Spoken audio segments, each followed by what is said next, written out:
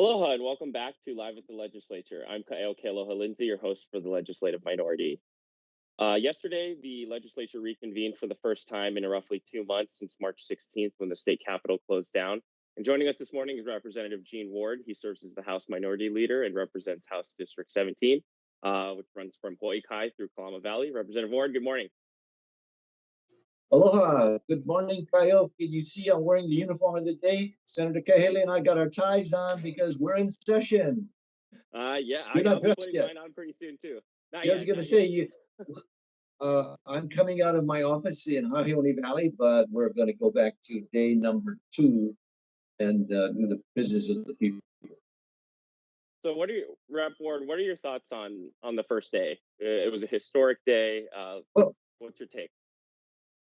Let me be a little bit mellow in a way that, we are social animals, and I never realized it to the extent that when I saw you and Diamond yesterday in the office, it was kind of a social delight. I mean, yeah, because you guys are From still 6 feet looking apart. and all that. Oh, it's so efficient. And we were 6 feet apart, but it was like that sense of it being a social being really became clear. And as we've isolated, and every day we have our a Zoom meeting, so I see you always electronically, but there's still something unreal electronically versus when you're actually eyeball to eyeball, face mask to face mask. So that was a first impression. The second one was, utilization of space in the Capitol. We had 25 of our members on the floor, 25 up in the belt. And it shows you can have actually big meetings if you space it properly. I thought Rod did a great job of organizing how we sit, where we sit, how the microphones really, you didn't have to touch it. And, we went through 70 bills, probably not a lot of important ones, except for one that I stood out and I actually spoke. It's about the COVID testing for the long-term care centers. Anyone who's followed the data has seen where upwards to 80% of the deaths on the mainland have come out of the long-term care and nursing center. The fact that we have a bill that's going to fund that, and I said on the floor, not only to fund testing there, but to me, Kayo, testing is the key to our whole recovery of our reopening of the economy, of giving people who are now unemployed, they are on the sidelines of employment, give them confidence to go back to their work, whether it's in a hotel or whether it's in an office. And testing is the key. Now, if you and I were going into the White House in the next 5 minutes, we would get tested. We'd have our results immediately.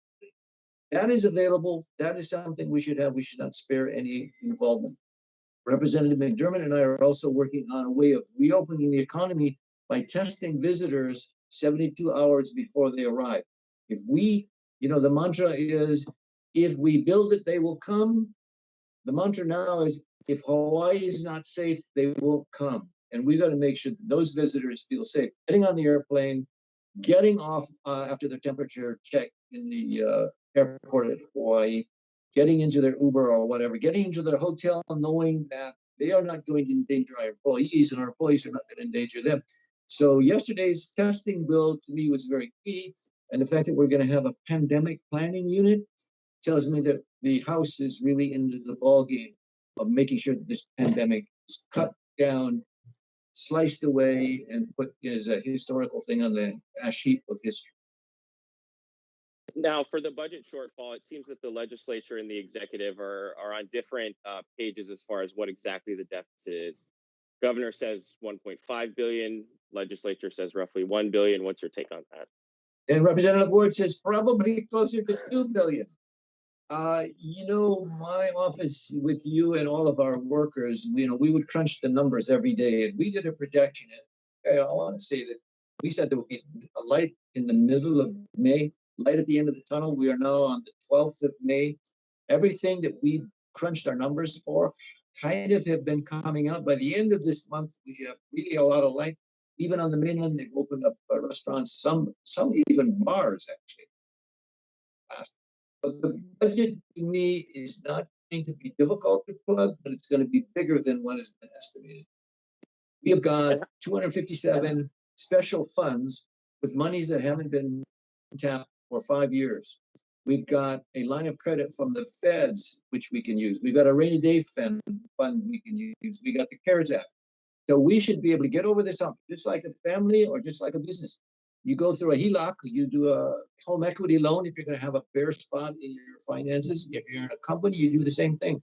We can get through this. It's only that we have to be wise and have full trust and confidence in Sylvia Luke as the chair of finance. And Rep. Ward, you were here during the Great Recession in 2009. How does this compare to that? In 2009, we were grabbing for money, cutting programs, cutting everybody's budget. In fact, we're still now only recovering, I think, on the mental health taken away. And apparently, interestingly, we're going to take away some of the money. Sylvia's program does pull out some of that money. We had to do almost 2-point-something billion dollars, almost $3 billion, when Governor Lingle was in the Great Recession seat at the governor's office. That's where, when cuts came, furloughs came, everybody got angry, but we did make it through. So in comparison to your question, not that this is going to be a cakewalk, but I don't think it's going to be as devastating. Look, our economy is like a NASCAR racing engine. We have been sitting in the garage. We get to start it up every 2 days or something. And you and I also sitting at home, sitting here in Hawaii Valley. We are built for speed. We're built for economic development. We're built to rev up our engines and go. And that's the frustration that I think people are seeing now. General Hara said yesterday, and I hope to not misquote him, that, hey, guys, let's get this economy opened up, or there could be civil disobedience, or even he used the R word, rioting. I doubt that's going to take place, but it could be the extreme. And I'm going to go back to testing now, because if we don't test those visitors, they come and say, for example, somebody in Molokai dies. Molokai is already protesting, hey, visitors, go home and take your disease with you. We've got a really dangerous situation. If we get another wave 2 that comes out of a tourist and we haven't tested, it's going to be the egg and the responsibility on our watch that we have not paid attention to science. And that's the whole bottom line of when we open. We've got to do it scientifically, but we can't dilly-dally and procrastinate and just do this, well, yeah, maybe this, maybe that. We got to get on the same sheet of music, governor, county mayors, and legislature. This is a time when you need a Rudy Giuliani, a leadership. You need a Governor Cuomo, a leader. These are not the times to equivocate, to contemplate your neighbor. Well, maybe this, maybe that.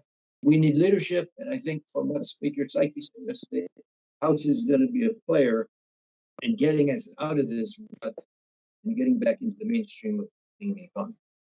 Rep. Ward, 30 seconds left. Any thoughts on the rest of this week? Only that people should know we're getting through this. Our business is as usual. We had Frank DeLima at our Beer Summit last week. Before that, we had Mufi Hanneman. We are serving constituent services, and there's hope out there for you. Gig economy. They finally got a website open, and fortunately, we learned that they now have a cloud, i.e. a software solution to getting your unemployment registration and actually now even answering your phone calls, thanks to a lot of the things that Sylvia Lucas put. So the point is, we're going to get out of this. We're at the beginning of the end of this whole, or the end of the beginning of this whole coronavirus, and we're going to get through it because together we're strong. We're a racehorse ready to go out and run again, and it's up to us leadership to make sure that the people can do that. Having said that, I'm very bullish on the future. House Minority Leader Gene Ward, Representative, thank you for joining us this morning. I will see you later today in uniform. And to the viewers, and with your tie on, sir. Yes. Aloha, everybody. Mahalo.